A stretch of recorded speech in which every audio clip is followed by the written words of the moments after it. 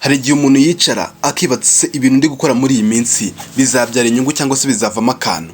Ati se niki nakora nanjye nkajya muri cya cyiciro cy'abakire, aho nzajya nicara nanjye rwose nkumva ko hari aho ngeze. Gusa abenshi barabitekereza bikaguma mu ntekerezo zabo, kubishyira mu bikorwa bikananirana, cyangwa se bakaguma mu bintu bimwe aribyo bakora bakibwira ko aribyo bizabakiza, nyamara atari ko bimeze.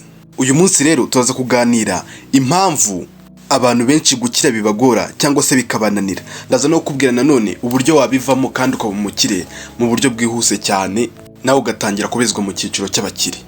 Kora subscribe none ahangaha kugira ngo ujye ukurikirana ibintu byose nta gihunga, nta kigucika. Buriya gukora cyane byonyine ntabwo aribyo bintu byatuma uba umukire, ngo utangire gukora mu mamiliyoni amafaranga menshi cyane, ntabwo aribyo byakugira umukire. Kuko ku isi hariho amamiliyoni y'abantu benshi bakora cyane bagakoresha uko bashoboye kose n'imbaraga zabo, ariko n'ubundi bakaguma iteka ryose ugasanga umuntu yakoze ibintu by'ibinyembaraga cyane, imirimo y'imbaraga myinshi cyane, gusa usanzwe arinze asaza nta kintu arigezaho, mu yandi magambo n'ubundi akiri umukene. Ushobora kwibaza se biterwa n'iki, bigenda bite ko nari nzi ko iyo umuntu akoze cyane ari bwa umukire cyangwa se akagira ibyo ageraho. Ibi ngibi rero ntago bihagije gukora cyane kuba wahita uba umukire, ntago ari byo waba wibeshye cyane.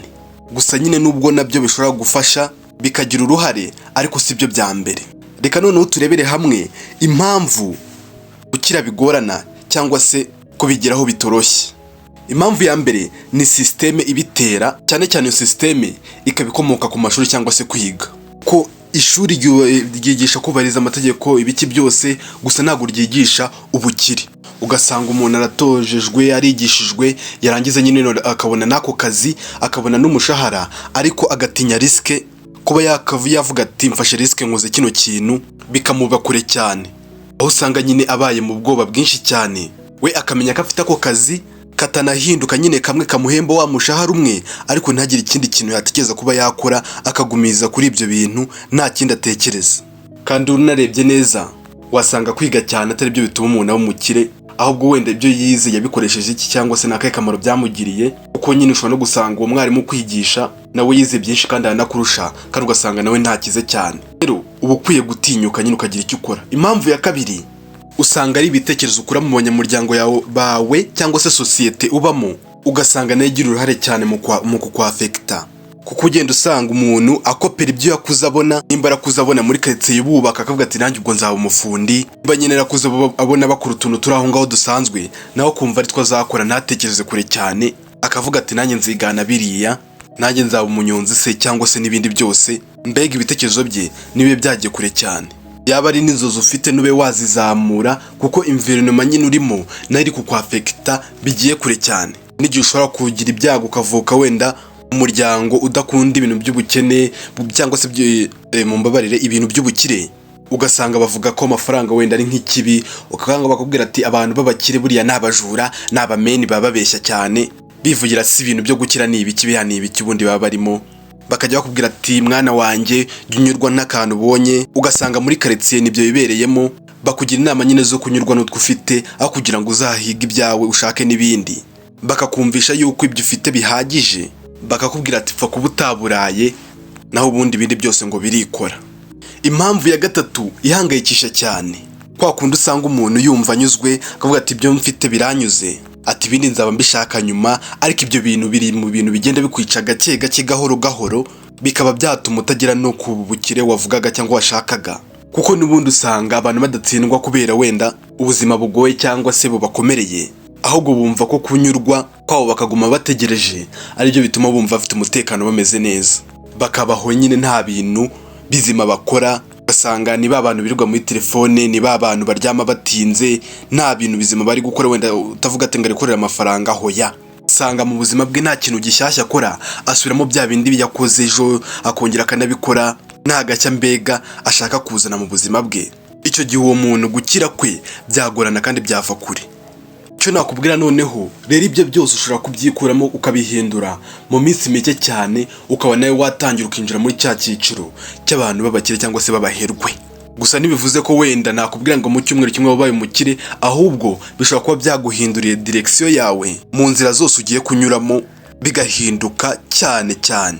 kuko buriya ubukire ntabwo butangirana no kuvuga ati amafaranga nayabonye mfite amafaranga cyangwa se ngo mfite iki. Oya, bitangirana no kubanza ukamenya ko wafashe umwanzuro w'icyo ugiye gukora, ukamenya ngo ngiye gukora iki. Banza ugafata umwanzuro w'icyo wakora kandi ukagikora neza, ukagikorana ubwitonzi udahubutse.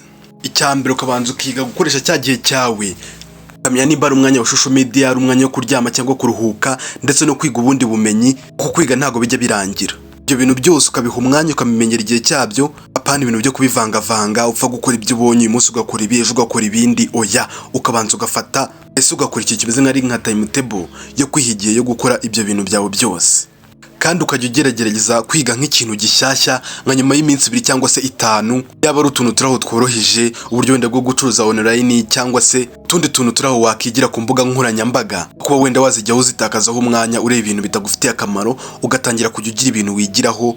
Nabyo nyine bishobora kugira ikintu bigufasha mu bintu ukora cyangwa se uri gutekereza. N'ubundi abantu b'abanyembaraga nyinshi cyangwa abakire bishyura ku bw'agaciro bafite, nibwo bishyurwa, ntago bishyurwa kuko nyine bakoresheje nk'imbaraga zidasanzwe z'umurengera cyangwa iki. Oya, nta gaciro kabo bafite kuko bakihesheje mu byo bakora. Ikindi, ntago uzicara aho ngaho ngo ibintu byawe ukora byimenyekanishe ngo abantu bahita bimenya gutyo. Oya, ushobora kujya gutyo ugafungura wenda nk'imbuga nkoranyambaga cyangwa se ugashaka ibinyamakuru bikwamamariza, se n'abandi bantu ushobora no kugana Shafi Entertainment bakakwamamariza, ukabumvisha serivisi utanga n'uburyo uzikoramo n'uburyo bikora, kuko n'ubundi usanga dufite n'ibigo byinshi bikomeye hano mu Rwanda na hehe hose no ku isi hose nibijye bihagarara mu kwamamaza. Usanga n'inganda nyinshi zigiye zikomeye zubatse izina zamamaza kugira ngo nyine ibikorwa byabo bikomeze bimenyekane kandi bigere kure cyane. Kandi ikaba intambwe ya mbere ataravuga ngo ugiye kwita utsinda cyangwa uhita ubigeraho, ahubwo ni intambwe ituma utaguma uhagaze aho ngaho nta kintu uri gukora, ukagira icyo ukora cyazabyara inyungu zitari iz'ubu gusa. Rero abantu benshi ntibazigera baba bakire atari ukubera ko babyanze cyangwa se batabishobora, ahubwo ari ukubera ko batigeze bafata umwanzuro mwiza uhamye ikintu bashobora gukora kandi cyabyarira umusaruro. Rero guhinduka ukava mu byo wakoraga bidafite akamaro ukajya mu bifite akamaro, ntabwo ari ibintu gufata imyaka cyangwa se ibinyejana kugira ngo uzabikore, ahubwo icyo ukeneye ni umurava wo kugira ngo utangire ubikore uhereye uyu munsi wa none, wumviho ibi byose twavuze. Rero kora subscribe niba utarayikora, ugerageze una sharing umuntu wumva ko iyi video yamugirira akamaro, kugira ngo ibintu nk'ingi by'ubwenge nkuko nakubwiye mpora nkubwira bitajya bigucika kandi bijye bihora bikugereraho ku gihe, bimeze neza, bitunganje, binononsoye. Ni Shafi Entertainment nk'ibisanzwe, turi kumwe kandi Imana ibarinde.